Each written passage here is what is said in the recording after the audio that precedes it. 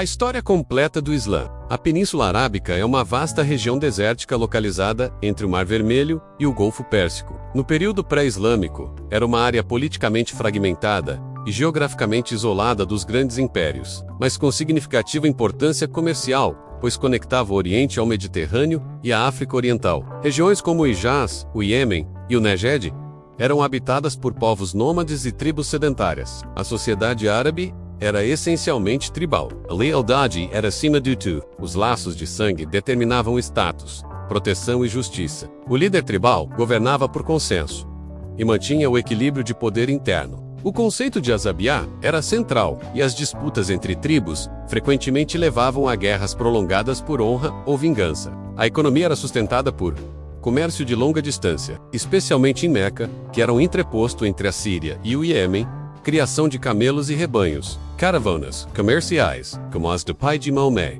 que viajava para Damasco, feiras regionais yucas, onde também se realizavam competições de poesia oral. A cultura era dominada pela oralidade. A poesia era extremamente valorizada, sendo considerada um sinal de sabedoria e poder da tribo. A maioria dos árabes praticava politeísmo. Cada tribo possuía seus deuses protetores, e a Caaba em Meca abrigava centenas de ídolos, tornando a cidade um centro de peregrinação religiosa. Além do politeísmo, havia judeus, estabelecidos especialmente no norte da Arábia e em Atrib, cristãos, presentes no sul e nordeste da península, zoroastrismo, influente no leste, por causa da proximidade com o Império Sassânida, e Hanifis, monoteístas árabes que rejeitavam a idolatria, buscavam a fé de Abraão. Maomé nasceu por volta do ano 570, em Meca, uma cidade do Hijaz, região ocidental da Península Arábica. Esse período é conhecido como Jahiliya, a época da ignorância, um termo islâmico que descreve o estado moral, espiritual e social das tribos árabes antes da revelação divina. Muhammad pertencia à poderosa tribo dos Quraishitas, e mais especificamente ao clã dos Axemitas, uma das famílias mais respeitadas da cidade. Embora nobres de sangue, os Axemitas não eram os mais ricos entre os Quraishitas. Seu nascimento ocorreu no chamado Ano do Elefante, assim chamado porque, segundo a tradição islâmica, nesse ano o governante cristão do Iêmen, Abraha, tentou invadir Meca com um exército de elefantes, visando destruir a Caaba. Essa tentativa fracassou de maneira miraculosa, o que foi interpretado como um sinal da proteção divina sobre Meca. O episódio é citado no Alcorão na Sura 105. Maomé ficou órfão muito cedo. Seu pai, Abdallah, morreu antes de seu nascimento, durante uma viagem comercial a Yatrib ou Medina. Sua mãe, Amina bint Wahb, morreu quando ele tinha apenas 6 anos. Após a morte da mãe, o menino Muhammad foi entregue aos cuidados do avô, Abdomen al-Muttalib, patriarca dos Axemitas e responsável pelos assuntos da Caaba. 2 anos depois, com a morte do avô, a tutela passou ao tio Abu Talib, um respeitado líder tribal, que o criou como se fosse seu próprio filho. Durante sua infância, Maomé também foi entregue temporariamente a uma ama de leite beduína, Halima al-Sadia, como era costume entre as famílias nobres árabes. Essa prática visava fortalecer a saúde das crianças e garantir que aprendessem o árabe mais puro, longe das cidades. Maomé cresceu com uma reputação irrepreensível. Era chamado Dualham As-Sadiq, reconhecido por sua integridade e honestidade. Trabalhou como pastor na juventude e depois se tornou comerciante, acompanhando caravanas que atravessavam rotas comerciais até a Síria. Nessas viagens, Muhammad teve contato com diferentes povos, religiões e culturas, o que ampliou sua visão do mundo. Aos 25 anos, Maomé foi contratado por uma rica comerciante viúva, chamada Hadija bint Huwailid, para liderar suas caravanas. Impressionada com sua honestidade e habilidade, Hadija propôs casamento. Hadija era cerca de 15 anos mais velha que Muhammad e teve pelo menos 6 filhos, incluindo 4 filhas. A mais famosa delas foi Fátima, que se casaria com Ali ibn Abi Talib e daria origem à linhagem dos imames xiitas. Hadija foi a primeira pessoa a acreditar na missão profética de Maomé, e seu apoio foi fundamental nos anos mais difíceis. O casamento durou 25 anos, marcado por fidelidade e companheirismo. Maomé sempre demonstrou inclinação espiritual, era introspectivo e frequentemente se retirava para meditar na caverna de Hira, localizada no Monte Jabal al-Nur, nos arredores de Meca. Ele buscava compreender a justiça, o sofrimento humano e o propósito da vida, menos temas ignorados pela sociedade tribal, dominada por interesses materiais e idolatria. Foi em uma dessas ocasiões de retiro, durante o mês de Ramadã, quando tinha 40 anos, que ele recebeu sua primeira revelação. Por volta de 610, enquanto estava em profunda meditação na caverna de Hira, Maomé teve uma experiência mística avassaladora. Segundo relatos preservados nos Hadiths, o anjo Jibril apareceu-lhe e ordenou: Iqra. Muhammad respondeu: Não sei ler. O anjo apertou-o 3 vezes, repetindo a ordem. Então revelou os primeiros versos da Sura 96. Lê: Em nome de teu Senhor que criou o homem de um coágulo. Lê: E teu Senhor é o mais generoso, que ensinou pela pena. Ensinou o homem o que ele não sabia. Maomé, tomado de medo e confusão, correu para casa e contou a Hadija, dizendo: Temo por mim mesmo. Ela o consolou e procurou seu primo Waraqah ibn Nawfal, um eremita cristão, que confirmou que ele havia sido visitado pelo mesmo espírito que falara com Moisés. Nos primeiros 3 anos, Maomé pregou discretamente, ganhou poucos seguidores, entre eles, sua esposa Hadija Su, primo Ali ibn Abi Talib, seu amigo leal Abu Bakr as-Siddiq, seu liberto e filho adotivo Zaid ibn Haritha. A mensagem era clara e revolucionária: a existência de um único Deus, a necessidade de arrependimento, o juízo final, a justiça social, condenação do orgulho tribal, da exploração dos pobres, do infanticídio feminino. Quando a pregação se tornou pública, Maomé e seus seguidores foram perseguidos pelos Quraishitas. As principais razões da rejeição foram: econômica, a mensagem monoteísta ameaçava os lucros da peregrinação aos ídolos de Meca; social, pregava a igualdade entre escravos, mulheres e nobres, rompendo a hierarquia tribal; religiosa, desafiava diretamente os deuses e tradições ancestrais. Torturas, prisões e banimentos se tornaram comuns. O jovem Bilal ibn Rabah, escravizado e convertido ao Islã, foi torturado publicamente, mas resistiu firmemente repetindo a Had. Em 615, um grupo de muçulmanos foi autorizado por Maomé a buscar refúgio na Abissínia, um reino cristão governado pelo Negus. Ele os recebeu com respeito, reconhecendo semelhanças entre o Islã e o cristianismo, especialmente na crença em Jesus como profeta. Essa migração demonstrou o caráter tolerante do Islã nascente e as conexões interreligiosas. O ano da tristeza, em 619, esse foi um dos anos mais dolorosos para Maomé. Morreu sua esposa Hadija, seu maior apoio espiritual e emocional. Morreu seu tio Abu Talib, protetor político dentro da tribo. Sem a proteção do tio, a perseguição intensificou-se. Buscando apoio fora de Meca, Maomé foi à cidade de Taif, mas foi rejeitado e apedrejado. Nesse momento de crise, Maomé teve uma experiência mística conhecida como Isra e Mi'raj, em que foi transportado de Meca a Jerusalém numa criatura alada chamada Burak. Ascendeu aos céus, onde encontrou os profetas anteriores Abraão, Moisés, Jesus e recebeu de Deus o mandamento da oração 5 vezes ao dia. Essa experiência fortaleceu sua missão e marcou a centralidade de Jerusalém na espiritualidade islâmica. Com a intensificação das perseguições e o isolamento social dos muçulmanos em Meca, incluindo um boicote econômico devastador contra os axemitas, a situação se tornou insustentável. Maomé começou a procurar apoio em outras cidades, especialmente em Yatrib, a cerca de 320 quilômetros ao norte de Meca, uma cidade agrícola habitada por 2 tribos árabes e 3 tribos judaicas influentes. Após negociações e mediações cuidadosas, delegações de Yatrib se encontraram com Maomé em Meca e prometeram lealdade, pedindo que ele se tornasse um mediador entre as tribos em conflito. Aceitaram também sua autoridade religiosa. Em 622, Maomé e seus seguidores deixaram Meca em segredo. Essa migração, conhecida como Hijra, marca o início do calendário islâmico. Foi um divisor de águas. Maomé passou de líder espiritual perseguido a chefe de Estado. Ele chegou a Yatrib, que passou a se chamar Cidade do Profeta ou Medina. Logo após sua chegada, Maomé estabeleceu a base de uma nova sociedade, guiada pelos princípios islâmicos. Considerado o primeiro pacto constitucional da história islâmica, a Constituição de Medina estabelecia um acordo entre muçulmanos, judeus e tribos árabes locais, a liberdade religiosa para as comunidades do livro, a segurança mútua e a obrigação de defesa comum da cidade. A autoridade final de Maomé, como árbitro entre disputas, uma única umma, ou comunidade transcendente da filiação tribal. A primeira ação pública de Maomé foi construir a Mesquita do Profeta, que servia como local de oração, tribunal, assembleia e até abrigo para pobres e viajantes. Maomé reorganizou as relações sociais, abolindo práticas como a usura, instituindo o zakat, promovendo a justiça para órfãos e mulheres, e regulando os direitos familiares com base em revelações do Alcorão. A Irmandade entre muçulmanos, conhecida como Mu'ahad, foi um gesto emblemático.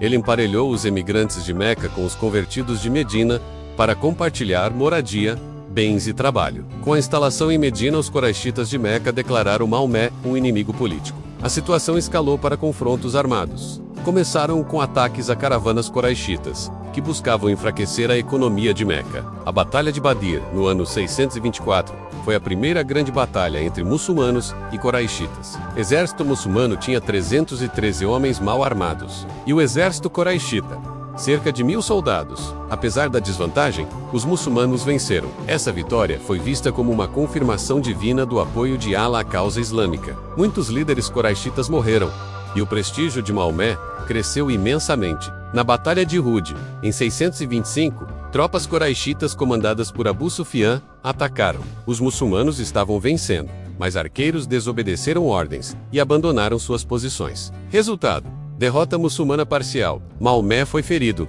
e muitos morreram, incluindo o tio do profeta, Hansa. Na Batalha de Fosso, ou da Trincheira, no ano de 627, os coraixitas, aliados a tribos judias e árabes, marcharam com cerca de 10.000 homens até Medina. Maomé, aconselhado pelo persa Salman al-Farsi, cavou uma trincheira ao redor da cidade, prática em comum na guerra árabe. O cerco fracassou devido à defesa da cidade, ao desânimo dos sitiantes e a tempestades. A cidade foi protegida sem batalha aberta. Uma vitória estratégica dos muçulmanos. Com o tempo, o pacto com as tribos judaicas começou a ruir. Algumas delas foram acusadas de traição. Banu Qaynuqa foram expulsos após violar o pacto.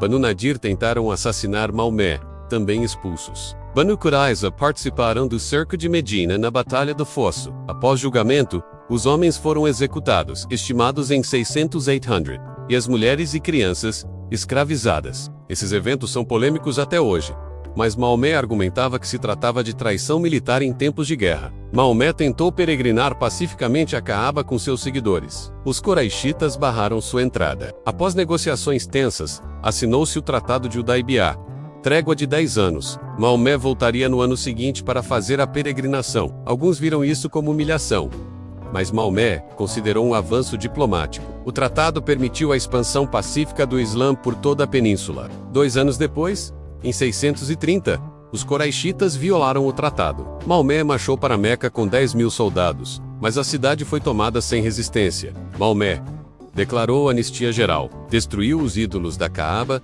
reconsagrou a cidade ao monoteísmo, perdoou seus antigos inimigos, incluindo Abu Sufyan. Essa conquista foi um marco da expansão religiosa e política do Islã. Nos 2 anos seguintes, Maomé recebeu delegações de quase todas as tribos árabes, que juraram lealdade a ele como profeta e chefe de Estado. Ele enviou cartas a líderes estrangeiros como Heráclio, Cosroes, Negus. Nem todos responderam positivamente, mas a mensagem se espalhou. Em 632, Maomé realizou a peregrinação, com milhares de seguidores, e proferiu seu sermão de despedida no Monte Arafat, com mensagens centrais: nenhum árabe é superior a um não-árabe, exceto pela piedade. Os direitos das mulheres são sagrados. Todo o sangue derramado no tempo da ignorância está perdoado. Hoje completei para vós a religião. Pouco tempo depois, Maomé adoeceu e faleceu em Medina, aos 63 anos, após uma breve enfermidade. Sua morte causou grande consternação entre os companheiros. Abu Bakr, seu amigo e futuro califa, acalmou os ânimos dizendo: quem adorava Muhammad, saibam que Muhammad está morto. Mas quem adora Allah, saibam que Allah é eterno e não morre. Maomé foi sepultado em sua própria casa, hoje localizada dentro da mesquita do profeta em Medina. A morte de Maomé, em 632, deixou uma grande lacuna. Ele não nomeou um sucessor claro como líder da comunidade. Isso gerou um momento crítico. Alguns habitantes de Medina queriam escolher um líder entre eles. Os muçulmanos emigrantes liderados por Abu Bakr intervieram e, após debates tensos, Abu Bakr foi escolhido como primeiro califa. Entre os apoiadores de Ali ibn Abi Talib, genro e primo de Maomé, houve resistência, a qual mais tarde formaria a base do movimento xiita, Califado de Abu Bakr.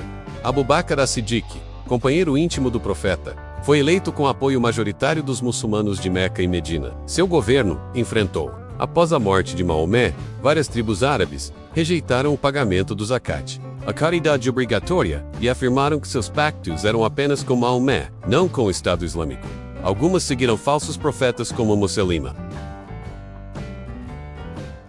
Abu Bakr respondeu com força. As campanhas de Rida em 633 restabeleceram a autoridade central, unificaram a Arábia sob o Islã e reafirmaram a importância do zakat como pilar inegociável. Já durante seu governo, Abu Bakr iniciou incursões contra o Império Sassânida e o Império Bizantino, menos as duas superpotências da época. Ele morreu em 634 e foi sucedido por seu indicado, Umar ibn al-Khattab. Umar foi um administrador e estrategista notável. Durante seu califado, o Islã viveu uma das mais impressionantes expansões territoriais da história antiga. Em apenas 10 anos sob seu comando, foi conquistado quase todo o Império Sassânida, Irã, Iraque, partes do Afeganistão, Síria, Palestina, Egito e Líbia foram tomadas dos bizantinos. Jerusalém foi capturada em 637. E Umar pessoalmente visitou a cidade. Umar estabeleceu uma divisão administrativa em províncias, incluindo códigos civis e militares, um sistema de registro de pagamento a soldados e famílias, e construção de mesquitas centro em cidades como Kufa, Basra, Fustat e Damasco. Ele também introduziu o calendário islâmico oficial, com o ano da Hégira como ponto inicial. Conhecido por sua austeridade, Umar era amado por seu senso de justiça. Ele mesmo patrulhava Medina disfarçado para inspecionar a situação do povo. Foi assassinado em 644 por um escravo persa chamado Abu Lulá, durante a oração da madrugada, em Medina. Eixa, viúva do profeta, Talha e Zubair lideraram um levante contra Ali, exigindo justiça pelo assassinato de Uthman, conhecido como a Batalha do Camelo, em 656. Resultado: vitória de Ali, mas profunda divisão entre os muçulmanos. Muawiyah, governador da Síria e parente de Uthman, se recusa a reconhecer Ali e exige punição dos assassinos. Grande batalha confusa, terminando em arbitragem. Esse episódio causou o surgimento dos Hawarij, grupo radical que rompeu com Ali por aceitar arbitragem, e causou a erosão da autoridade política do califa. Ali foi assassinado em 661 por um harijita em Kufa, no Iraque, enquanto ia à oração da alvorada. Morreu proclamando: não há poder senão com Allah. A cisma. Sunitas versus xiitas. Os xiitas acreditam que a liderança do Islã deve pertencer apenas à família do profeta, e que Ali foi o legítimo sucessor. O califado ortodoxo usurpou o direito de Ali, e mais tarde, desenvolveram a doutrina dos imames infalíveis, com linhagem espiritual exclusiva. Os sunitas consideram os 4 califas ortodoxos legítimos. A escolha do califa deve se basear no consenso e mérito, e a comunidade tem autoridade sobre a liderança religiosa e política. Com a morte de Ali, seu filho Hazan assumiu brevemente, mas logo abdicou em favor de Muawiyah ibn Abi Sufyan, fundador da dinastia Omíada. Isso marcou a transição de um califado eletivo para uma monarquia hereditária islâmica. Após o assassinato de Ali, o poder passou para Muawiyah ibn Abi Sufyan, líder do clã Omíada, da tribo dos Quraishitas de Meca. Ele era governador da Síria desde a época de Umar, e tinha um forte aparato militar e apoio da aristocracia síria. Muawiyah foi reconhecido como califa em 661, e estabeleceu a dinastia Omíada, com capital em Damasco. Esse foi o nascimento da monarquia islâmica, centralizada e hereditária, rompendo com o modelo de califado eletivo dos primeiros 4 califas. Muawiyah profissionalizou a administração, nomeou governadores fiéis, estabeleceu um sistema fiscal padronizado, criou uma burocracia centralizada, com registros em grego e persa. Durante o califado Omíada, o árabe tornou-se a língua oficial do governo. O dinheiro começou a ser cunhado com inscrições islâmicas, substituindo os símbolos bizantinos e sassânidas. As mensagens religiosas foram difundidas mais amplamente. No entanto, os omíadas não incentivaram imediatamente a conversão de todos os povos conquistados. Isso porque os convertidos não árabes não recebiam os mesmos privilégios que os árabes. A dinastia Omíada supervisionou uma das mais rápidas expansões da história. O império se tornou o maior da época, cobrindo 3 continentes: África do Norte, Egito, Líbia, Tunísia, Argélia e Marrocos foram conquistados, enfrentando resistência das populações berberes. Posteriormente, muitos berberes se converteram ao Islã. Península Ibérica. Em 711, sob o comando de Tariq ibn Ziyad, os muçulmanos cruzaram o Estreito de Gibraltar e derrotaram o rei visigodo Rodrigo Impucozenos.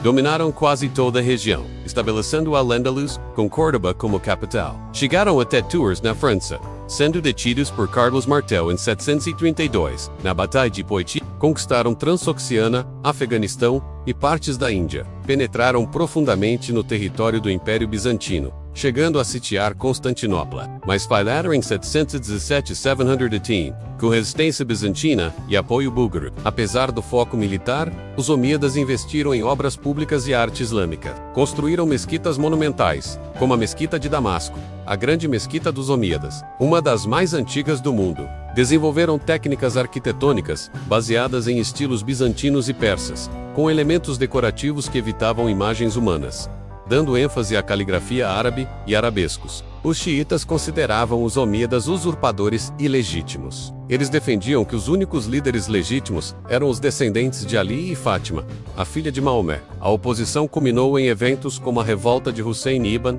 Ali em 680, que resultou na trágica Batalha de Karbala, onde Hussein foi brutalmente assassinado por tropas do califa Yazid. E este evento tornou-se o símbolo máximo do martírio xiita, e é comemorado anualmente no Ashura.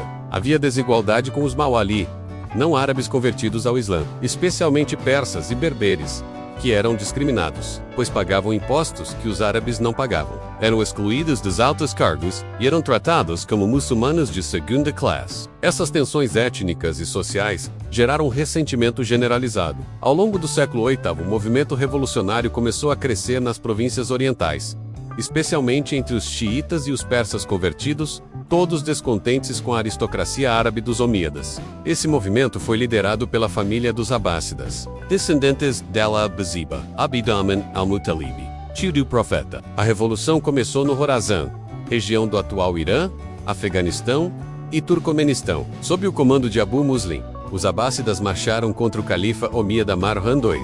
Em 750, Marwan foi derrotado na Batalha do Rio Zab e os omíadas foram massacrados. Apenas um príncipe, Abd-Amin al-Rahman, escapou para o Al-Andalus, onde fundaria o Emirado Omíada de Córdoba em 756. Com a Revolução de 750, o Califado Omíada foi derrubado e substituído pelo Califado Abássida, com capital transferida para Bagdá. O domínio Omíada, Imbra, Cortu, menos de 100 anos, foi fundamental para consolidar o Islã como império mundial. Estabeleceu o árabe como língua da cultura islâmica e difundiu o Islã até a Europa, Índia e Ásia Central. O novo califado foi estabelecido pelos Banu Abbas, descendentes de Al-Abbas, tio do profeta Maomé. Diferentemente dos omíadas, os abássidas tinham forte apoio persa e dos Mawali. Prometeram restaurar a justiça islâmica e afirmavam governar em nome da família do profeta. Logo após a vitória, o novo califa Abu al-Abbas as-Safá, o sanguinário, eliminou quase toda a linhagem omíada numa emboscada. Apenas Abd al-Rahman escapou para a Espanha.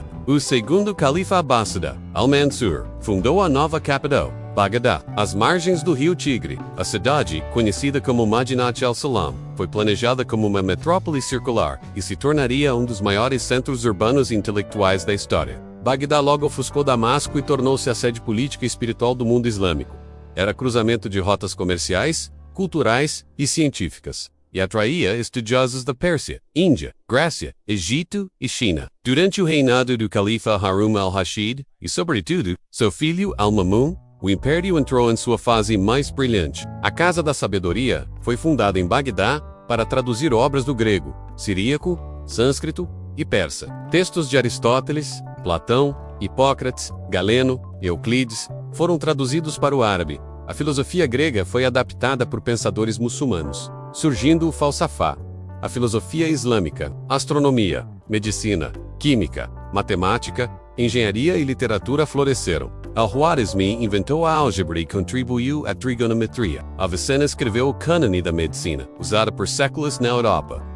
Aurasi avançou na oftalmologia e química. Alhazen revolucionou a óptica. As Mil e Uma Noites floresceram como literatura oral e escrita nesse período. Os abássidas centralizaram o governo, mas criaram uma sofisticada burocracia persa, dividindo-o em províncias governadas por emires. A capital era administrada por vizires. Criaram diwans para finanças, correios, justiça, impostos, segurança. A economia era sustentada por impostos agrícolas, zakat, caridade obrigatória, tarifas comerciais e tributos de não-muçulmanos. Bagdá tornou-se o centro de um sistema que conectava China, Índia, África e Europa. Apesar do brilho, o império era vasto e difícil de controlar. Diversas regiões começaram a ganhar autonomia, surgindo os estados semi-independentes, como o Emirado Omíada de Córdoba.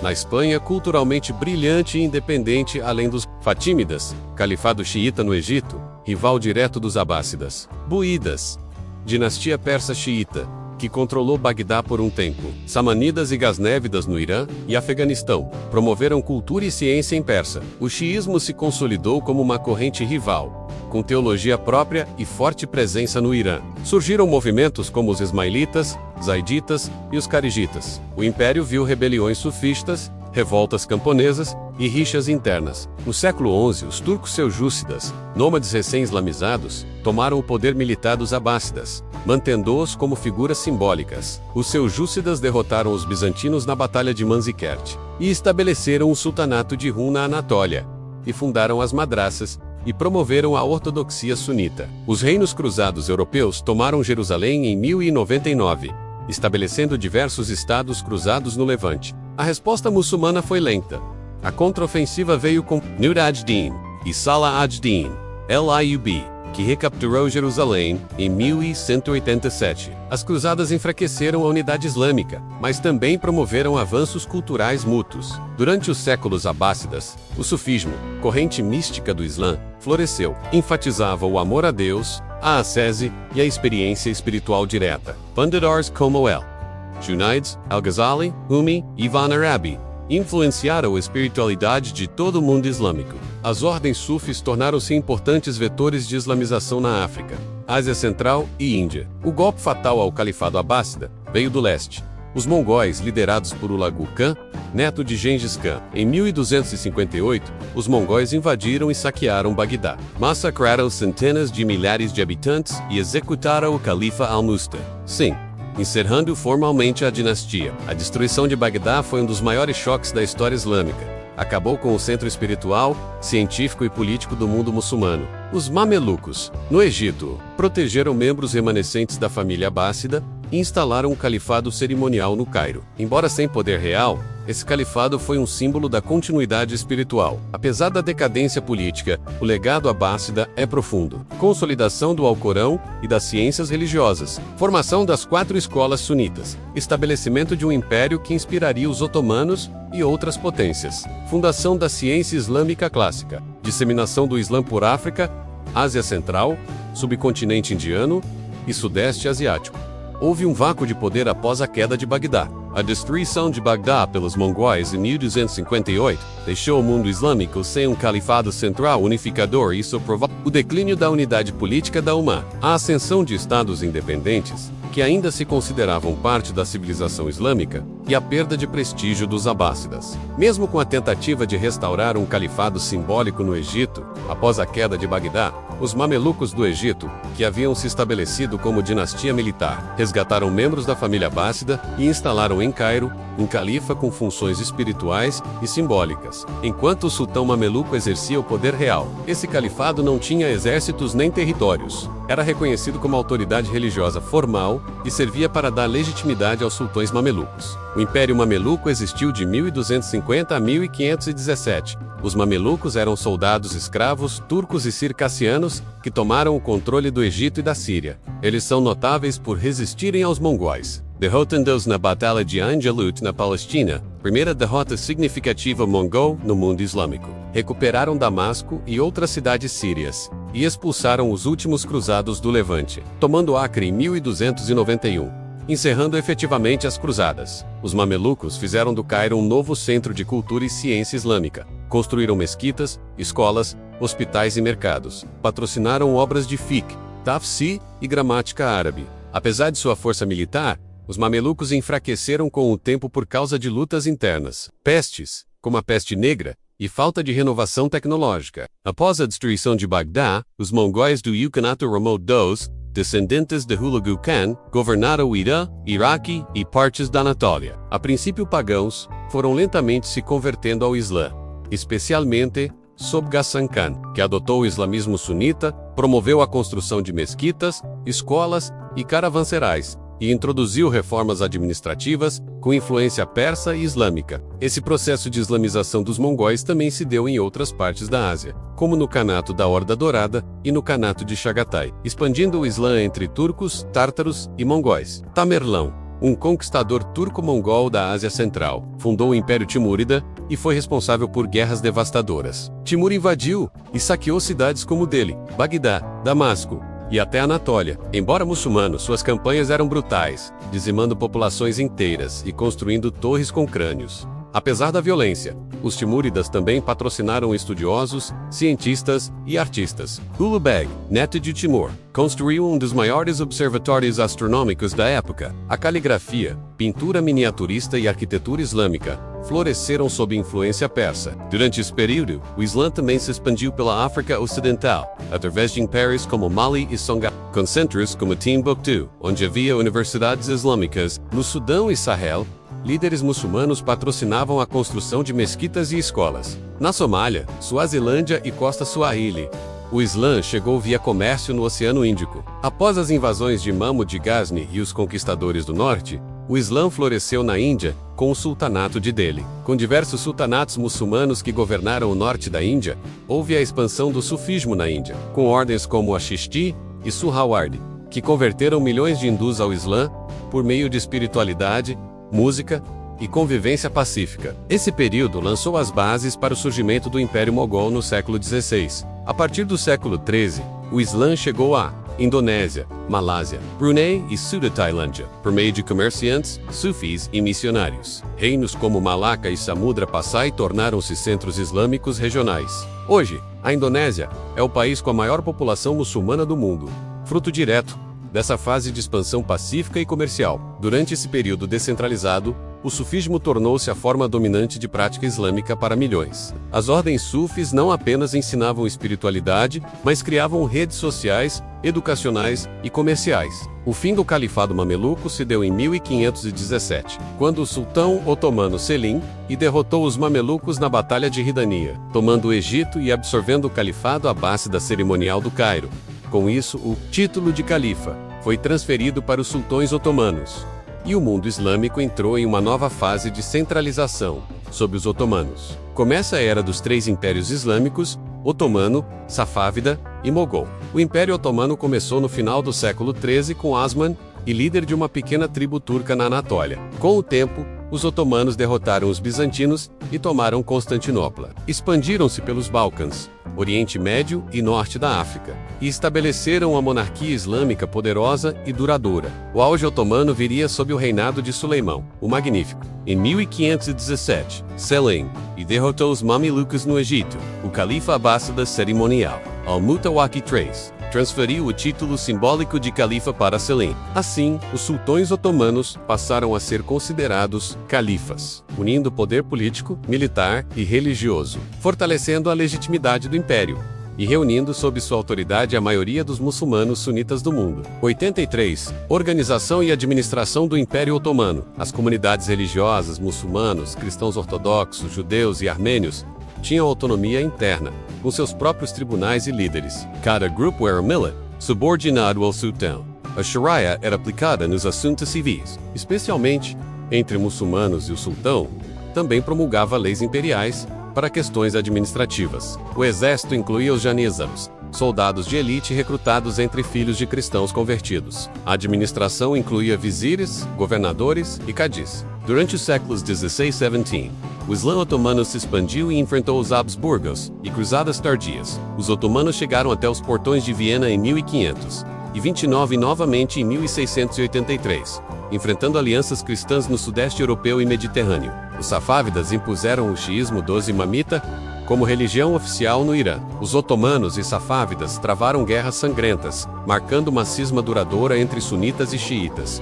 O Império Mogol na Índia foi fundado por Babur em 1526, descendente de Tamerlão e Gengis Khan. Subiak, o Grande, promoveu tolerância religiosa e integração cultural. Construções icônicas como o Taj Mahal surgiram sob os mogóis. Já o período otomano é conhecido por um florescimento artístico e teológico. Promoveram a construção de mesquitas grandiosas, como a Mesquita Azul Sultanahmet e Suleimani, e o desenvolvimento da ciência islâmica, teologia nefita e direito comparado.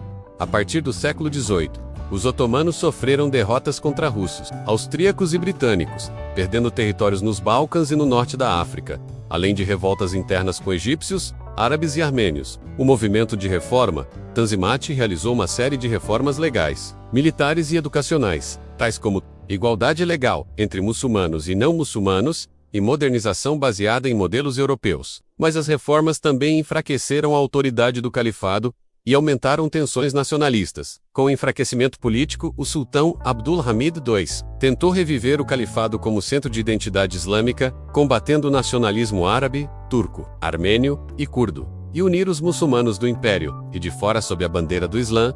Esse movimento ficou conhecido como pan-islamismo. Durante a Primeira Guerra Mundial, os otomanos se aliaram à Alemanha e ao Império Austro-Húngaro. O Império perdeu grande parte de seus territórios. A revolta árabe, apoiada pelos britânicos, contribuiu para o colapso interno. Em 1918, os aliados ocuparam Constantinopla. Em 1920, o Tratado de Sèvres desmantelou o Império Otomano. A República da Turquia foi proclamada por Mustafa Kemal Atatürk em 1923. Em 1924, Atatürk aboliu oficialmente o Califado Otomano, encerrando formalmente 13 séculos de califado islâmico ininterrupto. Apesar de sua abolição, o califado deixou marcas profundas, unificou vastos territórios e etnias sob a bandeira islâmica, preservou a Sharia como elemento organizador social, manteve as ciências islâmicas e a tradição sunita ortodoxa viva por séculos. Após sua extinção, muitos grupos islâmicos, como a Irmandade Muçulmana,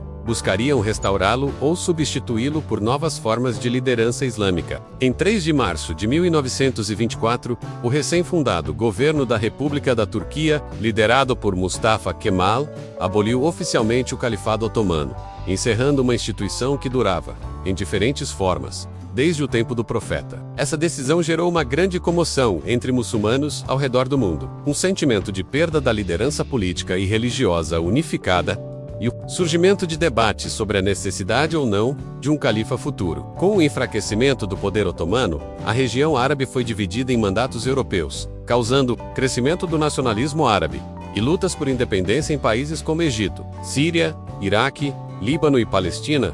A criação de estados modernos, muitas vezes delimitados artificialmente, aumentou as tensões entre nacionalismo secular e identidade islâmica. Com o século XX, diversas organizações e correntes surgiram buscando reafirmar o Islã na vida pública, política e social e restaurar a soberania muçulmana, enfrentando o que chamam de colonialismo cultural e político ocidental. Entre essas organizações, destacam-se SATU, Irmandade Muçulmana, fundada no Egito em 1928 por Hassan al-Banna, pregava a renovação islâmica, caridade, educação e a aplicação da Sharia. Tornou-se uma das organizações políticas islâmicas mais influentes. 2 movimentos salafistas e wahhabistas, com foco em um retorno rigoroso às práticas dos primeiros muçulmanos, ganharam força especialmente na Arábia Saudita, influenciando a política regional. 3 Islã político e jihadismo.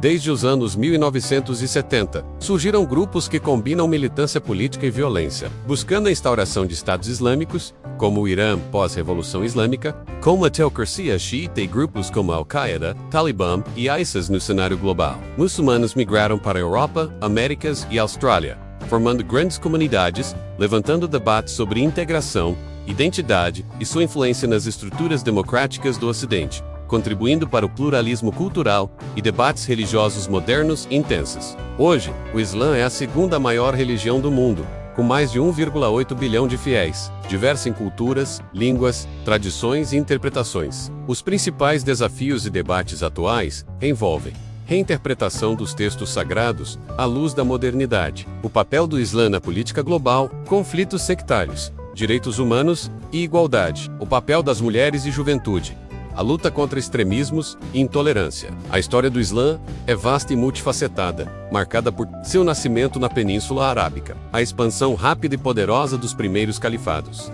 o florescimento cultural, científico e filosófico durante o Califado Abássida, a fragmentação política e o surgimento dos grandes impérios regionais, o impacto do colonialismo, nacionalismo e modernidade, a diversidade e vitalidade do mundo muçulmano contemporâneo. Qual a sua opinião? Comente e deixe seu like.